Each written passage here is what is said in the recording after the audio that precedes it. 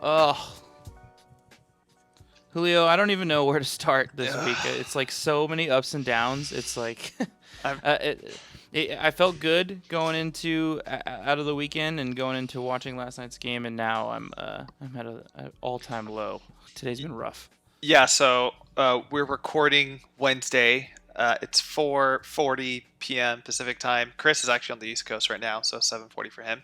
But when we did our initial game plan for this episode, we were like, I think we're like in the middle of the game last night on Tuesday. We're like, all right, we got some stuff to look forward to. 3-1 after the Angels, and then just not a great finish.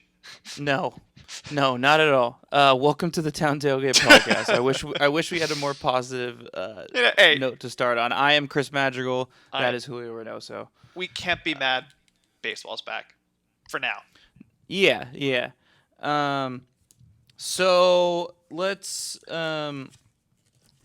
just jump into it. Let's start with news around the league because there's a lot. First big piece of news: the Marlins have suspended their season for the time being. Temporarily suspended. Temporarily suspended, potentially completely suspended, because news came out today that 18 of their players tested positive for COVID-19.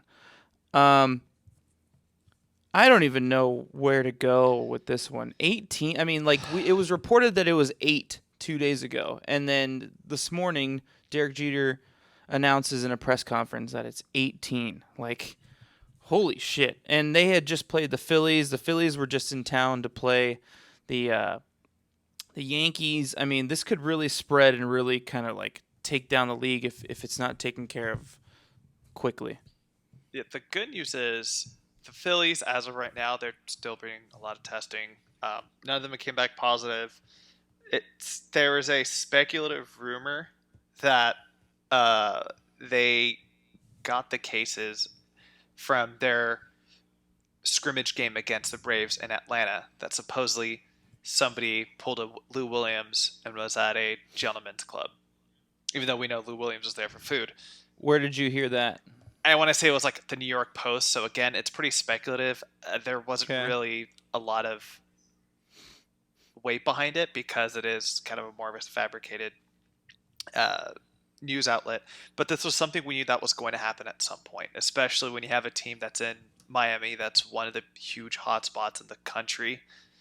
We knew this was going to happen. This next week or two is really going to be our trying measure of seeing how this works. So we knew this was going to happen, but we didn't know that it was going to be fucking 18 players on one team. That's insane. Do you think it would have been a bigger case if this was a bigger team? Like, let's say this was the Yankees that got sick? Oh, I mean, yes, it would be a bigger story because then, I mean, that would be like the Rudy Gobert effect all over again.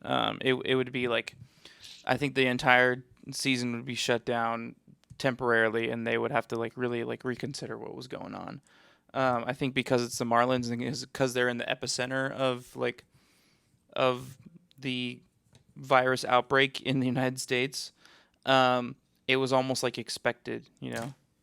Yeah, and there's some concern still from the players. They're talking about, some players have said that the hotels they've stayed at still had people staying there.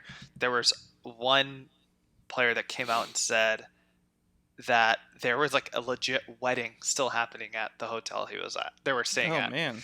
So this is going to be a wake up call, I hope, for baseball, that they're doing a fine job. No, hold on, Julio. I'm going to stop you right there. They're not doing a fine job. No, they were doing a fine job up until this. No, they're not. They're doing a good enough job in the public's eyes in order to distract them to watch baseball. But they're not doing a fine job. They're not at all. They're not doing a good job with this at all whatsoever. The fact they're letting the players go out, socialize, do whatever the fuck they want, and then come back and test them the day of, because testing results don't show instant infections. It takes a couple days. So They're not doing a fine job. A fine job would be doing a bubble and really like controlling it, doing very similar to what the NBA is doing, and they're not doing that. Yeah, and it's just, we're going to get more into the whole Rob Manfred talk a little bit later, but it's just showing more of his vulnerability as a commissioner that Mm-hmm. your two propositions for a bubble were one, two hot spots in the country, but also two places that you do not want to play baseball in the summer because Arizona is 120 degrees and then Florida you got humidity of 90%. Like that's not a good idea. Yeah. Why didn't you think of any other alternative ideas? Why don't you be like, let's buy huge plot of land in the outskirts of Los Angeles or something, and that'll be our bubble. Close enough. It's close enough to media market. We can bring in media people there. That's gonna be our bubble. But Mm-hmm. now we're here. There, So the saddest part. Well, I mean, I don't want to get too deep into bubble talk, but the yeah, saddest part about it is there's plenty of very well put together Babe Ruth field complexes around the country that you could easily host something like this. Yes, it's not like a professional baseball stadium, but it'll do fine. I'm in Maryland right now. I just drove past 2 days ago the Cal Ripken Jr. Um, uh, like it's the Cal Ripken Fields or something like that. And it's where they play the Cal Ripken Jr. like um, World Series, kind of like the Little League World Series. And they could have done it at that place. I mean, it's just it yep. anyway. Um, and it's just gotten out of control at this point. I mean, 18 cases is insane. Enjoy it while we have it. Yeah. Do you think we have much time, or do you think they figure this out? Well, I think the good thing, if there's any good to show, is that this is so far no cases like this have broken out in the central divisions or the western divisions. So as far as we know, those teams are doing fine. But if there's going to be a point where we start seeing positive cases from these teams that did play the Marlins, then I think that's going to be that's going to be the death blow.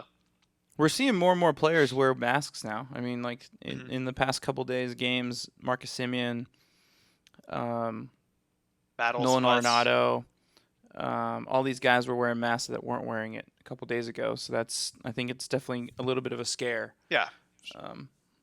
Around the country. We don't need to get too deep into this news story. I think everybody kind of like realizes that the MLB's really just being very careless, or not careless, but Shit in the bed. yeah, irresponsible is probably the better word. Yeah, there we go. But yeah, it's definitely shit in the bed. Okay. Second piece of news around the league. A lot of major players have gone down with nagging injuries. Corey Kluber, Justin Verlander, non-COVID injuries. And Clayton Kershaw. Clayton Kershaw. A couple COVID things. Juan Soto had COVID, but he was cleared today by Major League Baseball. Marcus Stroman also had a nagging injury. Sorry. I mean, Aroldis Chapman still is recovering from COVID-19. But the nagging injury thing is the main story. Pitchers. You think this is like a lack of spring training, lack of warming up, lack of getting those muscles kind of ready for game shape? Because some of these guys they didn't even make it to opening of the season. Like Kluber was kind of next a couple days before. Verlander was a couple weeks ago. Stroman was about a week ago. So yeah, what do you think? If you listen to the fans of the podcast network, the Magic Hour podcast, one of my bold predictions for the season was where we're going to see these nagging injuries come up. Justin Verlander had an elbow injury that kind of came back, resurfaced. He shut down for a couple weeks. Clayton Kershaw had a back strain. We kind of knew that this was going to happen, and even though Kluber and Verlander and Kershaw only about 32, and Verlander's 36, 37, you're kind of seeing it affecting these older pitchers. You're not necessarily seeing Shane Bieber or I was going to say DeGrom, but Grom's like 32, or Garrett Cole getting hurt like that. It's just kind of a natural thing that was going to happen. Yeah. This will play a huge role with these teams contending. The Dodgers are going to be fine. Obviously, they're easily the best team in baseball.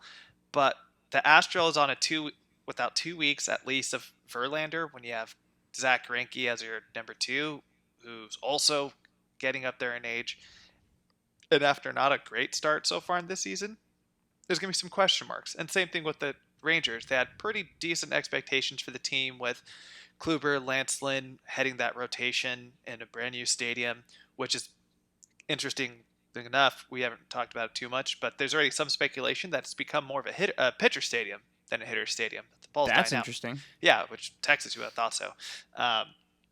But I think this was something we knew what was going to happen.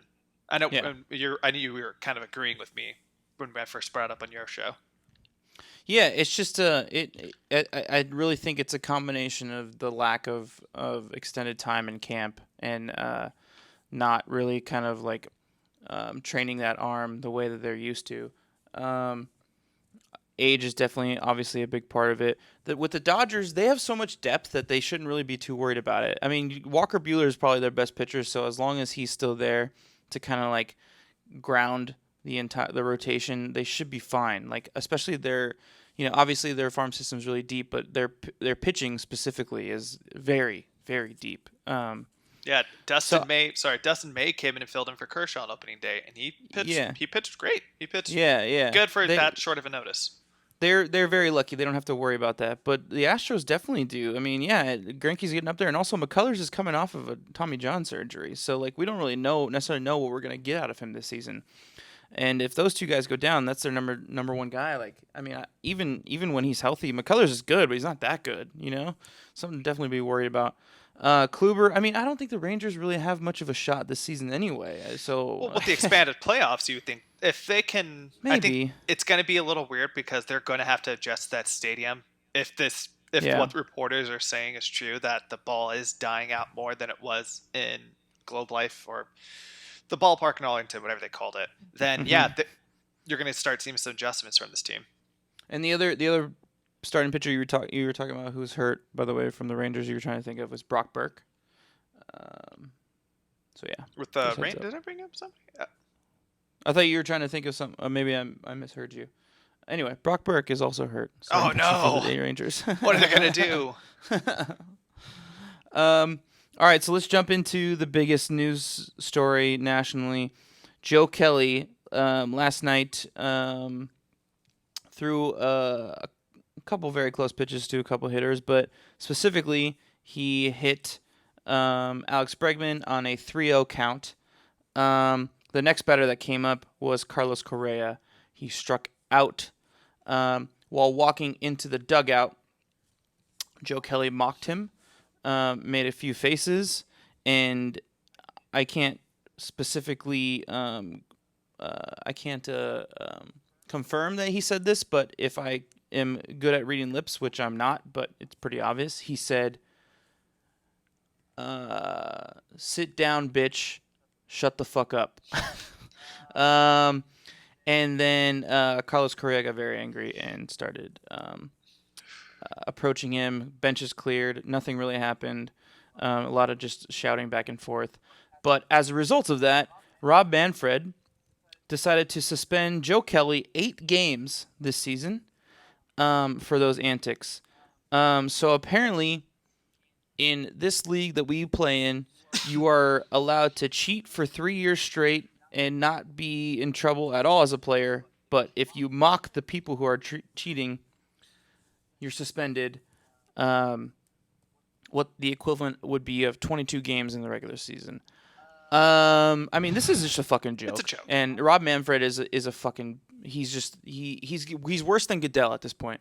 And I have no problem saying that. And Goodell's pretty bad, but this is pathetic. He's making Goodell look great, and I will say though, I think over the last couple of years, Goodell's gone a little bit better, especially when he came out earlier this year and saying like we did Kaepernick wrong, but that's a whole nother podcast. Yeah, Rob Manfred, dude, get the hell out of here! I can't believe that. It's a joke. Okay, now if they were to come out and say the reason for the length of the suspension is because the action's leading to the benches clearing and saying that this is a health, like a safety regulation, I get it, because that's true. They shouldn't be all out there at once, especially COVID. He didn't hit anybody. And we've all seen that video of Joe Kelly this past offseason when he was throwing in his backyard, he missed, and he broke the window in their house. We know he's wild. We know he's got wild pitches. And the other thing is like, Dave Roberts got suspended a game. I don't think I don't get he that didn't one. do anything. Dusty Baker was fined, even though he was the one you can obviously tell was him. He was the one that yelled from the dugout, "Get back on the mound, little fucker," which I think is hilarious. But this is a joke. This is a joke. You're suspending the guy who was taking the action to his own hands. We could have avoided all of this if Rob Manfred and MLB would have punished these players like they should have beginning of the season, and they didn't. And then I sent you a tweet earlier from excuse me, from one of the writers of The Athletic who covers the Dodgers, Molly Knight. She's like, let's not forget that Rob Manfred, we had Yuri Gurriel during the World Series, made the racial, like, cross-eyed gesture to Yu Darvish, and he got suspended for 5 games the following season. Like, I'm at the point. But mocking a cheater, you get suspended 8 games. It's a fucking joke. I don't know what Rob Manfred's like deal is. Like, they have blackmail. Trying to profusely defend the Astros. Like, this is just like, it makes no sense to me. They have blackmail on him. There's something weird with it. Yeah. I mean, I don't want to get into conspiracy theories, but that's the only thing I can really think of. Put on the tin hat. Just like, this dude doesn't care about baseball, and it's frustrating. You have so many people who casually watch baseball on Twitter or whatever, and they're like, this is why we don't watch it. There's no justice, man. It's a joke. And what I'm excited for is, again, recording Wednesday, Dodgers Astros still play tonight. Joe Kelly's still eligible to pitch while he is trying to fight the suspension. You know what, dude? Yeah, go out there. He filed an appeal. Double down. Go out there. I'm not gonna miss this time. So that game's on in. It's on right now. It is. Ooh, okay. And another thing before we go on off topic or to the next thing, we talked about this earlier, where this whole old-fashioned never hit a player thing, anti John Heyman, get out of here. They're taking justice in their hands. That's the way I look at it. Yeah, I mean, if Manfred had done something in the first place, like, this wouldn't have been an issue. Had they taken away the World Series, had they suspended the players with the overwhelming stats home and away, evidence, players who were caught doing it, evidence, I mean, it wouldn't be an issue, but because they did nothing, this is going to happen, and this is not going to be the first time. I guarantee it's not the first time. Also, going back to way at the beginning of what you said with the reasons why Manfred suspended. So they haven't even come out with a statement yet. They just released a press release saying that he was suspended, but Rob Manfred has not released a statement why. So, like, yeah, it makes it even worse. It makes it look like literally they're just trying to cover the entire situation up. It's just it's like Donald Trump in the presidency. Rob Manfred thinks that he can just ignore, like, and the Astros are the coronavirus. Rob Manfred thinks that he can just ignore it and not talk about it and hope that it just goes away. It's a hoax. And he won't have to worry about it as opposed to actually dealing with it and trying to fixing it. He just thinks that if he ignores it, it'll just go away. He's like a fucking 8-year-old child. Okay, let's move on to the recap of the A's. Let's talk about some positive news. The A's of this past week. No. All right, so they started off the season very strong, going 3-1 against the Angels. Kudos to you. They had a yes, and touche, good point. Which is what I predicted in our last podcast. I predicted a 3-1. I also said that I felt that the offense would struggle, but the pitching would get them through first couple games, and then the offense would pick up. I only thought it would be one game, and I thought it would be the starters that got them through, but I was wrong. It was the bullpen is what really got them through the first four games. They had a walk-off home run win on opening night in the 13th inning from Matt Olson. Sorry, I'm pulling up the schedule right now. It is fucking up on my iPad. I believe they lost the second day, Julio. Is that correct? They lost on Saturday to Sean Manaea started that day. That's right, and he got rocked. The second day, the offense just blew up, and they destroyed Shohei Ohtani. Shohei Ohtani didn't even record an out. They scored 5 runs against him in the first. And then the next day, the offense lit it up once again. And they came home with a big win with a home run from Matt Chapman and plenty of other runs elsewhere. Very impressive first series. We'll talk about, obviously, the series past couple days next, but I just want to kind of glorify in the first series of the Angels. I understand that they don't have Rendon, but I don't think that one player would impact that series that much.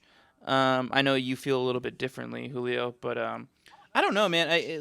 So the starters. So Montas and Bassett looked strong. They didn't look necessarily good, but they looked very well. Actually, Bassett looked really good. Bassett looked really good on Monday. Montas looked strong. He also looked strong in his start today up until about the 4th inning. Manaea just I'm hoping he bounces back tomorrow. Fires look good too. Rough. And Fires look good too. Yeah, Fires look good too. He just had a really bad, was it 5th inning or something like that? Yeah.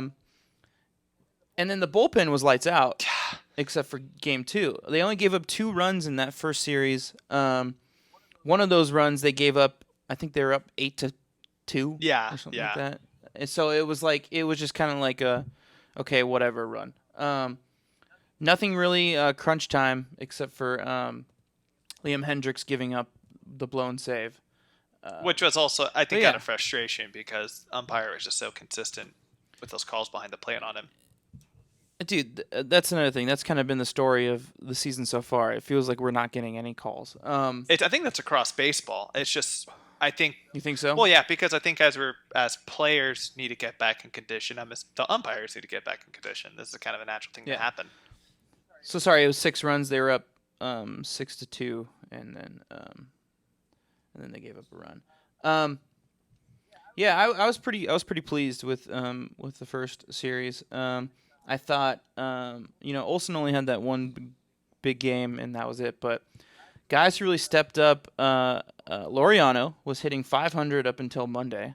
Robbie Grossman was playing fantastic. Steven Piscotty was playing really well, and that's pretty much it. Marcus Semien was okay. He had some good moments and bad moments. He was consistent. But and Matt Chapman had a really good game on Monday, and that's about it. Who went 3 for 3 that day. Offensively, there was. We knew, like you said earlier, we knew they were going to struggle this weekend. To see some bright spots out of it, cool. The real story of the weekend was just the bullpen was lights out for most of the part. There were some guys that really looked like they were back to midseason form.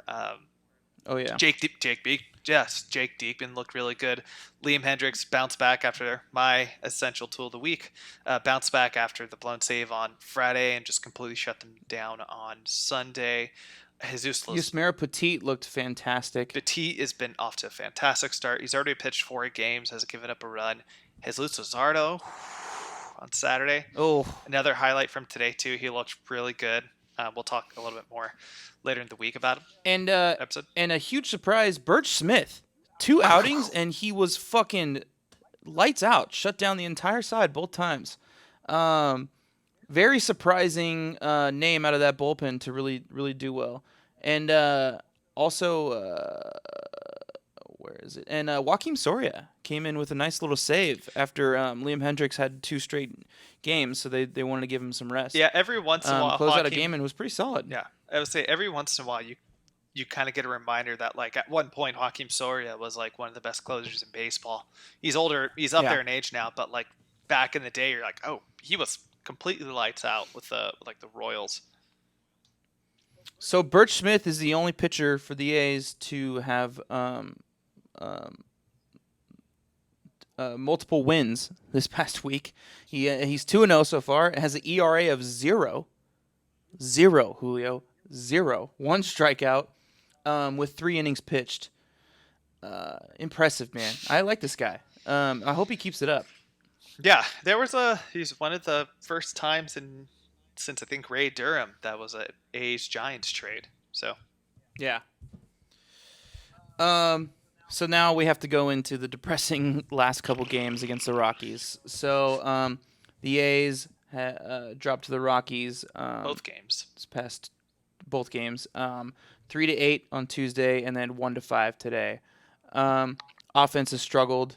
Bullpen didn't do so well yesterday. Weems gave up. Let's see, what is it? 3 runs. Oh, no, 2 runs. Sorry, and then Trevino gave up 3.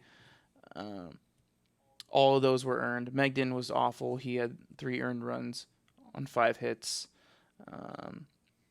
Yeah, We need to get brutal. we need to get Luzardo in there pitching or starting ASAP because Megden, cool mustache, got to get him out of there, man. Well, Puck's got to be back soon from what based on the original injury report. So that would be very nice. Either one of them would help tremendously. Absolutely, we need to get Megden out of there. Today, Montas, he pitched 5 innings, only gave up 5 hits and 2 runs. So he wasn't terrible. It's just bad luck. We got some bad calls. Matt Olson looked like he was safe on that play at home. He was definitely safe. The offense did not show up though. 1 hit or 5 hits and 1 run. 11 strikeouts from the A's offense. Yeah. So I'm not sure what happened. They came off of 2 really good offensive games. But we'll go into the schedule again later at the end of the podcast. But, this week is a good week to try and bounce back. Yeah, it was. I think that's going to be a big concern for the rest of the season. Not necessarily the consistency of the offense, but more so strikeouts.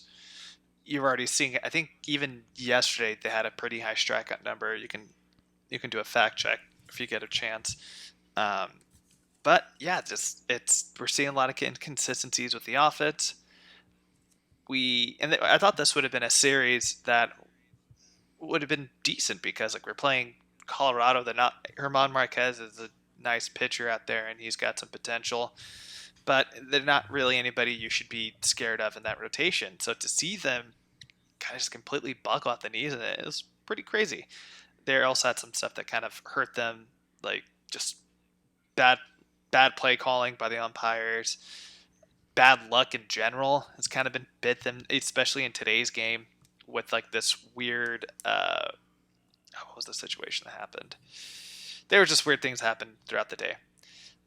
Something with the starting pitching, though, that we got to bring up with Frankie Montas.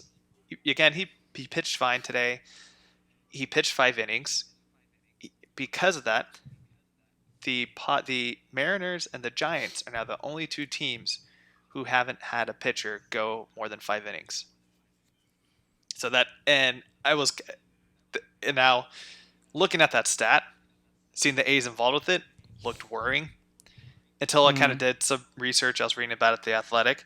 It's like a common trend across baseball right now. A lot of starters aren't lasting long, probably just because they're just getting in shape. Yeah, but it's something that the A's should be worried about because they have one of the worst schedules coming up. So they have a day off tomorrow, and then they have 14 straight days of baseball. So running through the bullpen like we have done this past week is concerning, which is the reason why Jesus Luzardo pitched 3 2/3 today. Really tried to eat up a lot of innings because Bob Melvin knew that we had a long long stretch ahead of us, and the bullpen needed to be a little bit rested. I don't necessarily know how the rest of the league is doing with that. I don't know if they've had a lot of their relievers go long, but I don't know, man. It's across specifically the A's perspective. It's very concerning. But that's the thing. We shouldn't have to worry about it too much right now because this is across the league, and if you look, there's no team that's really blown the doors. I know we were going to talk about the Padres earlier today about how well the start they're off to, but there's nobody across this league right now or across baseball that's really like blown out of the gates, which is a good thing. Nobody in the division has really stepped up and shown that, oh crap, they're the team to beat after this first week. So yeah, I don't want to stress too much about it right now. But if we're going to be having the same conversation a week from today when we record again, then yeah, I'll be pretty nervous. Absolutely, especially 6 games into that road trip, and then we have 8 more back to back. I don't know if you saw on Twitter today, but I called out Dave Cavell, huge fan of his. I think we both are, and he's got some like really great pictures from Into the Coliseum, and it's making me happy just seeing that. But I called him out because every time he's posted a picture of the bases loaded, and he does his ducks on the pond thing, he jinxes it. So today, so Dave Cavill's jinxing the A's. Yeah, Way to go, Cavill. Yeah, so I tweeted, I'm like, dude, stop doing this, please. Just stop. I love you, man, but just please stop. Exactly. Cool. We talked about Olsen's walk-off. We talked about the bullpen. Cool. So really quick, before we go into players of the week, this is a segment that we're doing. Fact check shot. This is when from the week prior, if we had a fact check and turns out we were incorrect, we take a shot because we were wrong. So we had talked a lot about Tony Kemp playing second base, and he has only played 1 game at second base so far. It's been a lot of Chad Pinder and a lot of Machin. Can't remember his first name off the top of my head. So, and we said that we thought that Tony Kemp was going to get that spot. And Tony Kemp didn't even start opening day. It was Chad Pinder. So, Julio, let's take the fact check shot. Cheers to our listeners. We wanted Hatterberg at first, but we got Pena. So, that was the fact check shot of the week. Sorry, listeners. We'll try to be better next time, but we probably won't. We let you down. I mean, hey, every time you show up to a tailgate, sometimes you just got to take a shot, and that was my ours. shot of iced coffee that I'm drinking here. Yeah. So let's get to our player of the week. Julio, do you want to go first? Yeah. So I think we've both mentioned the guys that we're going to say. I don't want to pick the obvious guy right now. I don't know if you're going to either, but if you don't either, I think we should talk about him because there's a lot of really cool things to talk about him. But I'm going Birch Smith. Fuck. Damn it! I'm going with the. That was mine. MLB leading wins. MLB leading in wins category now. Birch Smith. Oh yeah. 2 wins. Hasn't given up a run. And the reason I think I want to acknowledge it is one of the things I talked about. Like something we should look out for is like how important the bullpen was going to be in this first week. And my guy that I called out initially last week for like our Tailgate Essential was Liam Hendricks. And he did good. He had the blown save on Friday, but Birch Smith really stepped up to the plate. He has some really good stuff. It just kind of shows you one of the things that he's actually do a pretty good job in is like analyzing these no-name bullpen arms from across the league and make something out of nothing for it. Blake Trinan wasn't really a big name when they first traded for him, and then he became the best closer in baseball in 2018. Jake Diekman was kind of like this random trade lefty, but he's actually pretty good so far, and he's got some really nasty stuff when he's on. So to kind of see this first start from somebody where I don't think anybody had any expectation for him, got to be happy about it. Can't be too upset. Mm-hmm. How about you? All right. So mine is this might be the obvious one. I actually don't necessarily know who the obvious one is now that I think about it. Ramon Laureano. Yep, that's the obvious one. Yeah, okay, cool. So he's played every single game. He's the only player, him and Marcus Semien, or he's the only player in the outfield, sorry. I should say that better. He's the only player in the outfield who's played every single game. Today he DH'd, but he's played all 5 games. He is batting .350. He's batting .500 up until 2 days ago. He's just been getting big hits and big moments as well. Really doing work at the top of the lineup. I was torn between him and Robbie Grossman because I think Robbie Grossman's also been playing really, really well. He had a really good game today, big time. Yeah, and yesterday, and the day before that. But I think it's Laureano. He's just kind of carrying the offense on his back. So, So there, I'm glad you brought up because okay. there's a couple things that I read up about him that were super interesting. Shout out to the Hmm. Athletic. One was this last summer when he kind of had like a dry spell. I think this was before he went on that tear last July. The Reds were in town, and he got to meet his idol Joey Votto, and that he had like a one-on-one conversation where they just talked about hitting, and Hmm. that's something you've noticed so far in this season. He's been super patient as a hitter. He's kind of the opposite Hmm. Chris Davis right now, which we'll talk a Yeah. lot about later. Uh, he's been kind of keeping an eye on this, like those nasty breaking balls to be kind of low, and he's been pretty patient. And that's one of the big reasons why I can't remember if he got on base yesterday or not, but he or got on base. Yeah, he was like on base every game this first week. It's a great start. Another thing that I read about was he had a really interesting training regimen during shutdown, which was he was at a like he had a batting cage set up and he was starting off 90 feet away from the machine, but he kept getting closer and closer as like he was training throughout the day. So like there'll be at one point where he'll be like 50 feet away to like Jesus. get his like speed on time, which is like insane. Sounds like something Yeah. from Happy Gilmore, but so far in the early season, it's showing. He looks great. He's easily the Yeah. best offensive player right now. So I didn't understand the first game when he was batting second as opposed to Chapman batting second because I think Chapman did really well at the number 2 spot all last season, and analytics show that the number 2 spot is actually the best spot for your best hitter to hit because it gets more at bats with runners on base throughout the game. Um, but I can see why now. I have a feeling that he came into summer camp hitting this well, and Bob Melvin noticed, so he was like, "We got to get him in Yeah, that spot." he looks great. Because just like everybody else in our lineup, he has the power to hit it out of the park when he needs to as well. Um, just another thought. I think kind of the player of the week though is really the entire outfield because the entire outfield has been playing both sides of the ball really well. Hmm. Mark Hanna's hit like today he went. Mark Hanna went 0 for 3, but he's 294 now after going 0 for 3 today. Yeah, So he was hitting really well. We just talked about Grossman. Piscotty's had a rough couple days, but the first 3 games he played very well. And then obviously Laureano. So the entire outfield has really been stepping it up. The infield's got to pick it up. Cool. So let's look back on our players to watch from last week, and then we'll take a break. So your player to watch last week was Liam Hendricks. Do you want to say something about him? Yeah, he had a he gave up the save on Friday night. A little rough, but it was just I think he gave that up more out of frustration of just the umpire. He should have had a Yeah, I strike agree three with you. call, but he Yeah. recovered really well on Sunday. He looks kind of back to shape of the first week, so I stand by it.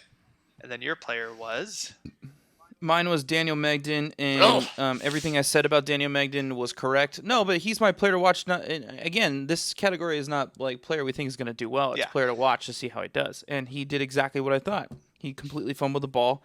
I'm very worried about him in the rotation. I know AJ Puck comes back in hopefully a week. Luzardo looks like he's almost to form, so we just got to get him out of there. I really think that Megden's future is in the bullpen. I don't think he's a long guy. It was brutal to watch because he got rocked the first 2 innings. yeah So either he's got to bounce back or we got to get him out of there. And that's just going to be something to continue to watch over the next couple weeks. Cool. All right, so we're going to take a quick break, and then we'll come back to our featured segment, which we'll get into after that. So stay tuned. We'll be right back.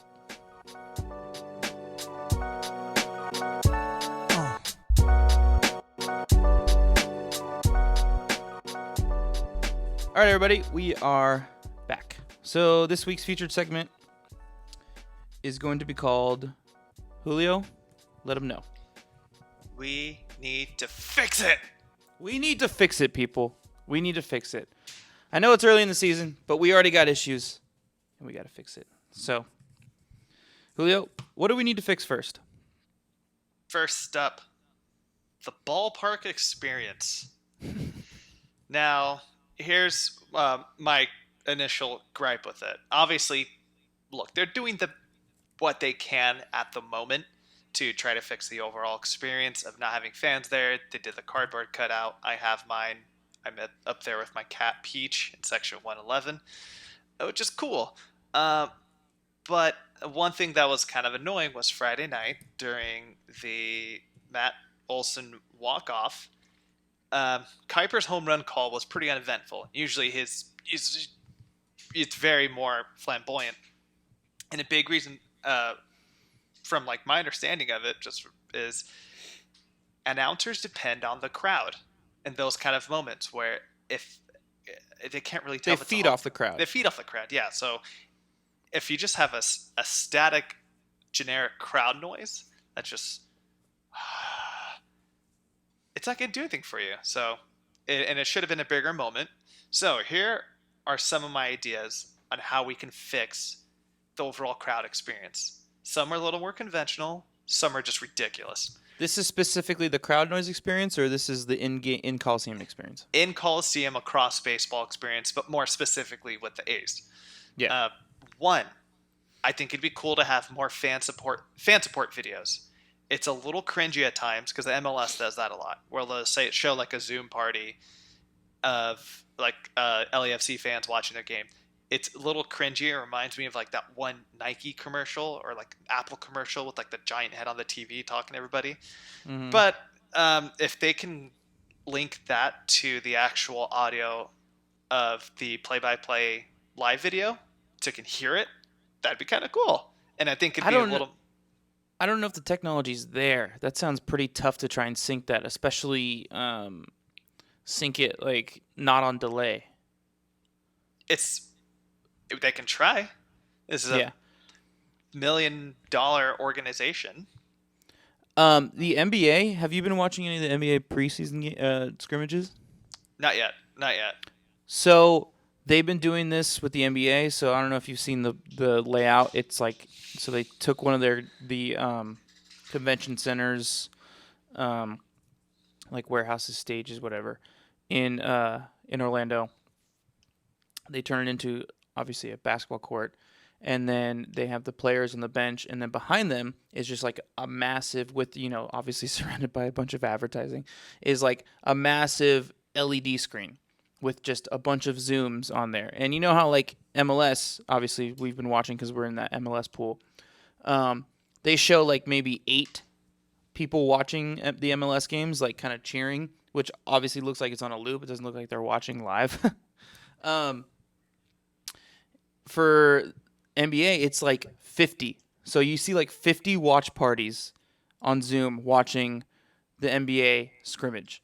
And they're reacting in real time, you could tell. So it looks a little bit different. They're obviously not pumping in the crowd noise, but like it's a lot better when you have a bunch of different squares of a bunch of different people, and it's always up there on the screen, as opposed to like in MLS they'll like show like an advertisement, Adidas, official sponsor of MLS, and then like, okay, then we'll show like these Zoom parties. Yeah.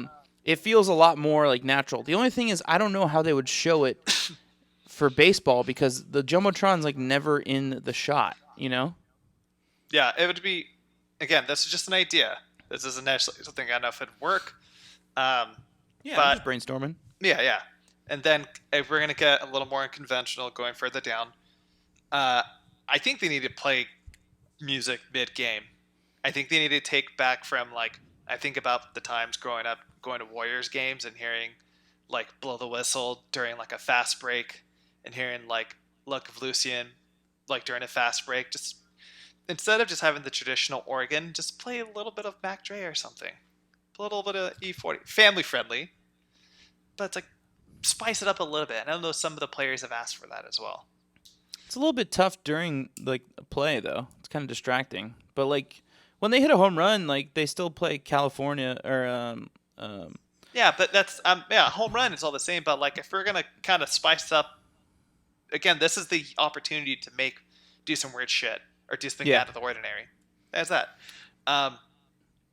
Stomper's there. He's been at some games. I know Yeah. the Philly fanatic has still been at the Philly games, and he's Mhm. been killing it because he's the best mascot in sports. Um, but I think it'd be cool if we've seen Stomper's family. Bring in Stomper's family. Let's bring in Stomper's dad. Have them That would dance be around. cool. Just do dumb stuff around the Coliseum with Yeah. like a whole nother because nobody's there. Hell yeah, Yeah. do it. Why not? And here's my last idea. Again, unconventional. I doubt they'll let them do it. Just give the players drums and vuvuzelas. Since we can't have the right field drummers. Fuck it.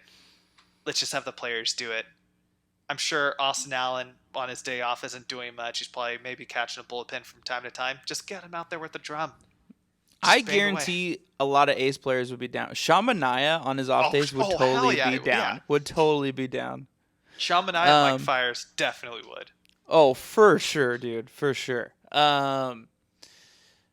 One thing that I just thought of in terms of Zoom, they could do it on the broadcast. So like, let's say ESPN has a game, they could like do a little scroll down by the bottom line, and just have like it rotate, and then it's just like it's a watch parties of the fans, like, just really small, but still you could see it, and you can kind of see them react like on certain things. Like there's a home run, you see them like like get excited and stuff like that. Like there's definitely something you could do with that, but it's more the broadcast than it is the actual stadium experience. Yeah, I mean, that's a tough job for the person who's controlling the audio being pumped into the stadium, because like you really have to be quick on the trigger to know like which noise to do. So it's like, I don't know, we're asking a lot of that guy alone to do that. And again, I was talking to my uncle about this the other night. That sounds like a really fun job. I kind of would like to do that job. Yeah. But again, this is the first week. Trial and error. Same thing we've been. It's kind of the theme of just this whole episode in general. I'm just happy to watch baseball again. This is definitely fixable. I don't see why they couldn't spice things up a little bit. Now, Chris, yours is getting a little bit deeper, and yours is getting kind of some more frustration across all of the A's fan base. What do you want to fix, Chris? Yeah, we need to fix the fucking DH situation, because Chris Davis ain't fucking cutting it anymore, and it's starting to get frustrating because we just paid this guy fucking $30 million a year. Well, not $30 million a year. $30 million extra, $15 million a year to fucking hit home runs, and he's not doing it. He's striking out. He's 0 for 16. This is ridiculous. So as much as I love the guy, I was thinking about it today. My mind went into a very dark hole with this. Could we trade Chris Davis, and would we be able to find a trade for him? Yeah. And here's the thing. We don't need to trade for another DH. We have plenty of DH options in-house. Mark Canha, we can just do a rotating outfield DH. Mark Canha can get in there, get a day off. Robbie Grossman can get in there, get a day off. Steven Piscotty, Ramon Laureano. We can just, instead of actually having to like bench guys in the outfield, just like do a 4-man rotation in the outfield. We got 4 solid outfielders. We can use all of them. Trade Chris Davis for maybe some like B-level prospects, because that's probably all we'll get for him right now. I guarantee there's a team in the NL in the race right now that could use a fucking DH. The Braves is one team that comes to mind instantly. Shit, I don't know. Teams that, a year ago didn't need a DH, and now they do. I hate that my mind went to that, because I love Chris Davis so much, and I hope and think that he can bounce back, but I don't know what to do with him at this point, man. This is just brutal. And I know A's hitting coach, off the top of my head, I can't remember his name. Darren Bush. Darren Bush came out today, and he's been watching on a film and said it's his mechanics. And he hasn't been thinking about his mechanics. He's been a little bit emotional with his at-bats, so his mechanics have gone out the window, so he needs to get back to that. I think that's a big reason why he sat today, so that he can focus on that and like get his mind straight. But fuck, man. It is tough to watch. And you know what? He's not on my fantasy team. He's on Jose Chires Gonzalez's fantasy team. Shout out to Jose. So it's funny making fun of Jose for having Chris Davis and him not working. But, like, I just want him to be successful again. We want him to work.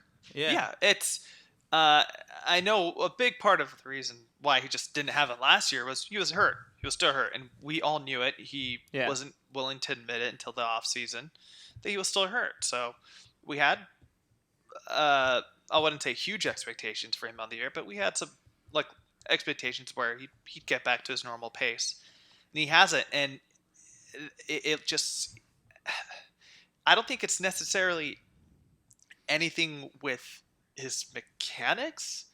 It's more just the guy's just so free swinging right now. The Yeah. guy's swinging. He's swinging at balls in the dirt. He's swinging at stuff that's way up, way too high. His timing is just off a little bit. Um, and I know it was a dark place you went to, but it was something we talked about the other day. It's like we had this conversation. I wasn't sure if it was just the two of us or in our fantasy baseball chat. But it's like, you just now with the NL having a DH, hopefully it's a long term thing. We just opened up the pool of potential trading partners, and who knows if we can somehow find a trade partner who would take him with this contract. We'll probably have to entice them with another prospect and not get much of a return. But if we can get this other team to pay for that said contract and then use that money to go pay for a certain shortstop that's going to be becoming free agent. Exactly. That was my mind, but that was my mind. That was We're my way mindset. too far Exactly. ahead, but yeah. Who would I no. This is a great segue. Who would I rather have right now, long term? Chris Davis or Marcus Semien? The answer 10 times out of 10 is going to be Marcus Semien. Yeah. So if that means that we can get off of that, so his extension started this season. So we are going to owe him $16 million this season and then $16 million next year. If we can get off that and throw that money at Marcus, it's perfect. And we're not going to have to worry about a DH for a couple seasons. I'm looking at the outfielders and some of their contracts. So Robbie Grossman's a free agent after this season.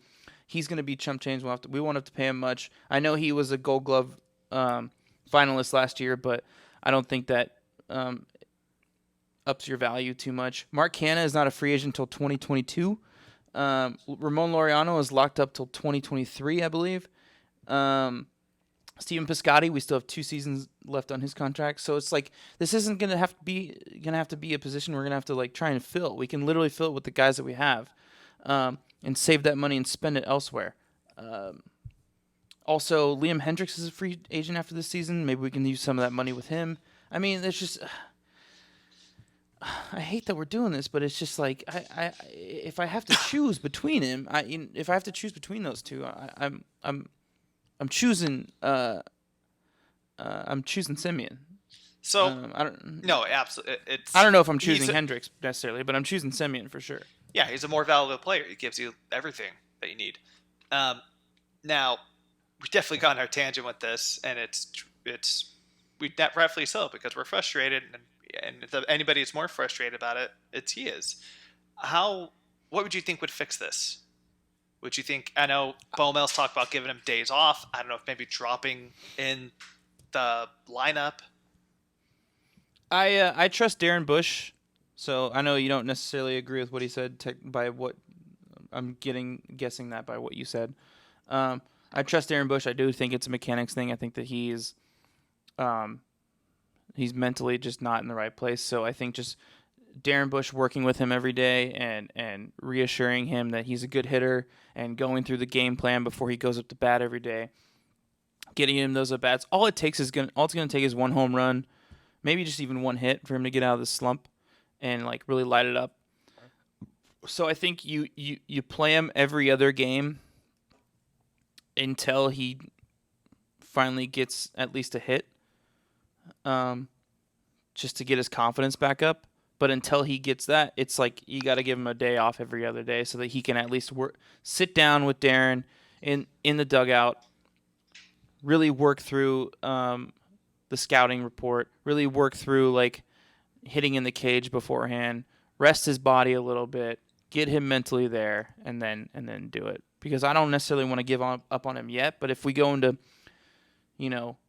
game 15 and 20 and this is still an issue, then I mean, yeah, you got to consider completely benching him, which is hard to do when you're paying this guy $16 million a year, or really consider trading him, which I don't think trades are going to happen this season because of COVID, but really consider things like that. Now, he isn't going to be my essential tool of the week, but if I had to say a hot take, and you're probably going to call me out on this when we go over our hot takes next week. I think he's going to go back to see his old friends, the Texas Rangers, next week, and he's going to christen that new ballpark with some Yeah, bombs. I hope so. I think he just needs to go back and just go see his children, the Texas Rangers, as he always just That's his demolishes them. spot, even though it's a different ballpark. But that is his spot where he just fucking crushes it. So that's the hope. But yeah, we don't have much time, so we got to see what he can do. Yeah, and I mean, I haven't looked in the trade market much. This is just kind of after him going 0-16. This has come off the top of my head in the past several hours, but I'm sure there's some B-level prospects and some needs that we could potentially cover. All right, let's go into the essential tool of the week. Do you want to go first? Do you want me to go first? I'll go ahead and start off. Kind of alluded to it. It's funny. My essential tool of the week, somebody not necessarily for their bat. It'd be great if it is their bat because we know how important they are. It's more for their strategy. I'm going Sean Murphy for the essential tool of the week for the following week. Ooh. A big reason why this is his second time. This can be the rotation second time going around. He Yeah. did a pretty solid. I would say the rotation, excluding Megden and Manaya's shaky, he would look good those first couple of games. It's going to be a second time around with those guys, so it's going to be great to see if the thing we kind of lose track of with all the Luzardo and Puck hype is how highly regarded Sean Murphy is too, and not just because he is a pretty good hitter, but he's a fantastic defensive catcher and he can call a great game. They've even had some shout out to John Fisher the other day. He was on our Zoom call. He texted me. He's like, Sean Murphy looks so good behind the plate when it comes to framing. So it's going to be great getting a second time around this rotation, going against a team that's not the best offensively with the Mariners and going to the team that's usually known for a pretty good offense with the Rangers. It's going to be great to see what he does. If he can get a decent hitting game in there, that'd be great. But I have some good expectations for him if this coming week, hoping that he'll help the little lulls in this rotation fix itself out with this play calling. If a catcher hits around like 260, then I'm happy because it's a catcher. Like his knees are rough through the season, so that's solid. Yeah, I like that one. He looked like he had pretty good chemistry with the guys, which is good to hear because I know specifically Fires and Montas were really tight with Josh Fegley, so I was worried about that going into the season. That it would be hard for them to gel, but I think Fires is just cool enough dude that he could just find common ground and figure it out. I think Chris Bassett has said in the past that he's so committed and specific to his game plan, and he's so dialed in that he doesn't really care who catches for him. Don't really know so much for the other guys, but Now, I know Fires was really big on catching to Fegley last year, and I know that Montaz had a really close relationship with Fegley, so it's good that it's working out. Now, what's going to be really fun too with the starters in mind, it sounds like Jesus Luzardo is going to have his starting, like big league starting position or starting pitching like debut this weekend against Seattle. Yeah, And those guys have been a battery for a while in the minors, so yeah. it's going to be great seeing their stuff that they've worked on for years in the minors finally make it up together in the bigs. And those guys were both high school recruits, I think. Maybe Murphy wasn't. I think he was though. But I do know that they came up through the rankings every single level together. Puck not so much. Puck went up. He went to college and he just shot up through the minor league system really quick. But yeah, Luzardo and Murphy. I mean, we've already seen glimpses of it. They've worked really well together. Today they worked really well together. So that's good. All right, so mine is I know I keep dwelling on the DH, but this is really bothering me. Mine is Mark Canha because he's going to have to step it up. I mean, all of the outfield's going to have to step it up, but I think the ideal candidate to fill in the DH spot for these lulls is Mark Canha because he's a big power hitter, so you need to slide him into the spot in the lineup specifically. So not necessarily the position-wise, like, he'll still be in left field, but you need to slot him into the batting order spot where, like he did today, where Chris Davis would normally hit 4 or 5 hole, to make up for it because he's got the power and he has the confidence to, when runners are on base, to bring him in, and you feel comfortable and confident that he is capable of doing that. So he's kind of my essential tool of the week. We'll see how he does next week. So today, where did he hit today? Wednesday, July. What did he do today? Yeah. So today he hit in the 5 hole. So exactly. So Olsen hit in the 4 hole. Canna's been hitting better than Olsen, so I could see them potentially switching. But yeah, he's gonna have to make up for the lack of production that Chris Davis is doing. So A's fans, look for him to hit at the middle of the order in the coming week, and let's watch his stats. If he's still playing, if he's playing the way he's been playing, then we shouldn't worry about it. Cool. All right. You want to preview this week, Julio? Let's do it. All right. So coming to town this week. We're going traveling. Or travel. Oh, yes. Sorry. First road trip of the year. We are tomorrow. We have, or today for the listeners technically, because this comes out Thursday. So if you're listening on Thursday the 30th, there's no game today. Friday the 31st, they head to Seattle, and they have a 4-game stint there.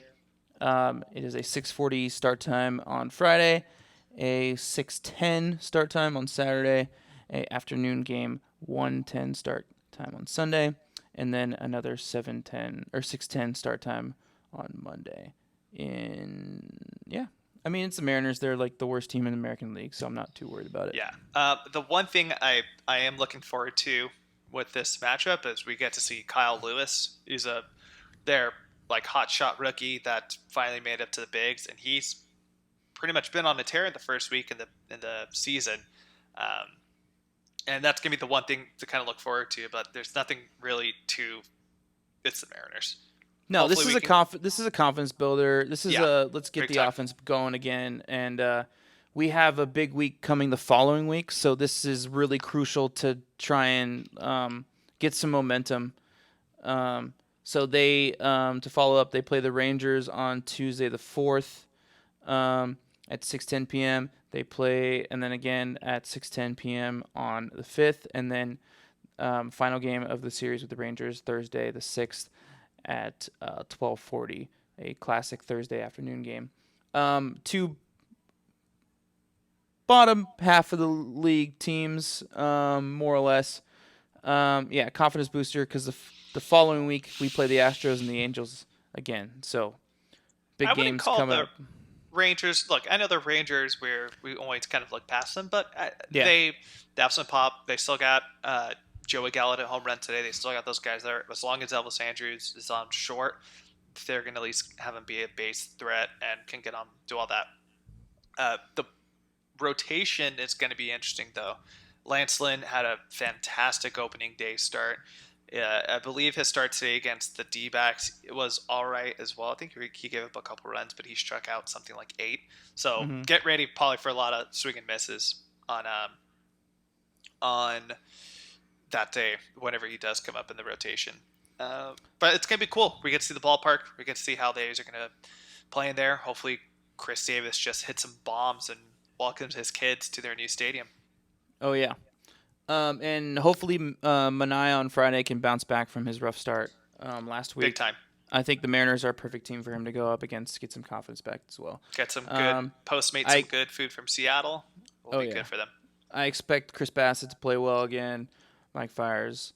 It should be fun. And hopefully we can rest the bullpen a little bit and have these starters go a little bit longer so that they can be ready to go for the Astros and the Angels. Cool. We don't really have too much time left with this expanded roster. Only a couple more weeks. So we got to get in line. So that's something to look for as well.